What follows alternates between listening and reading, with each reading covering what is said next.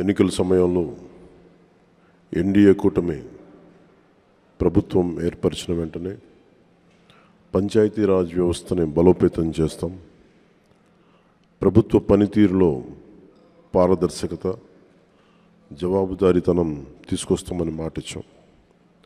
ఇచ్చిన మాట ప్రకారం ఈ నెల 23వ తేదీన దేశంలో మునిపెన్నడూ లేని విధంగా, జరగని విధంగా రాష్ట్రంలోని 13,326 పంచాయతీల్లో 4,500 కోట్ల రూపాయల నిధులతో 87 రకాల పనులతో గ్రామాభివృద్ధి చెందేలా, 9 కోట్ల పని దినాలతో 54 లక్షల కుటుంబాలకు ఉపాధి కల్పించేలా మహాత్మా గాంధీ జాతీయ గ్రామీణ ఉపాధి హామీ పథకం కోసం ఒకే రోజున గ్రామ సభలు నిర్వహించి తీర్మానాలు చేస్తున్నాం.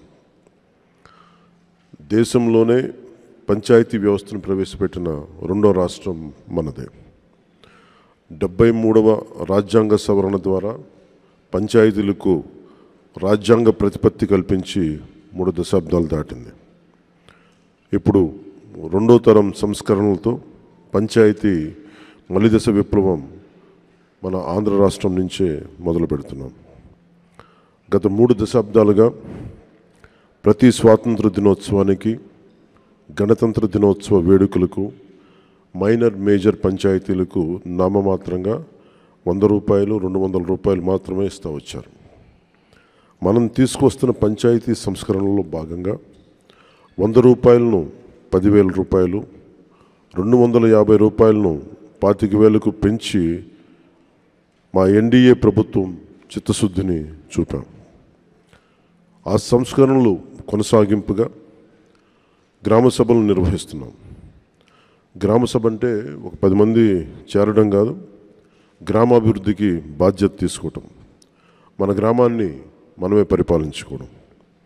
భారతదేశపు మూలాలు, జీవం, చైతన్యం మన పల్లెల్లోనే పదిలంగా ఉంటుందని మహాత్మా గాంధీ గారు చెప్పారు. అలాంటి పల్లెల బాగు కోసం ప్రధానమంత్రి శ్రీ నరేంద్ర మోదీ గారి సంకల్పంతో, ముఖ్యమంత్రి శ్రీ చంద్రబాబు గారి నేతృత్వంలో పంచాయతీరాజ్ శాఖ మంత్రిత్వ శాఖ సారథ్యంలో సాధారణ పంచాయతీలను స్వయం శక్తి పంచాయతీలుగా సాకారం చేసుకునేలా మేము ఈ పంచాయతీల గ్రామ సభల్లో పాల్గొనండి, దిగ్విజయం చేయండి.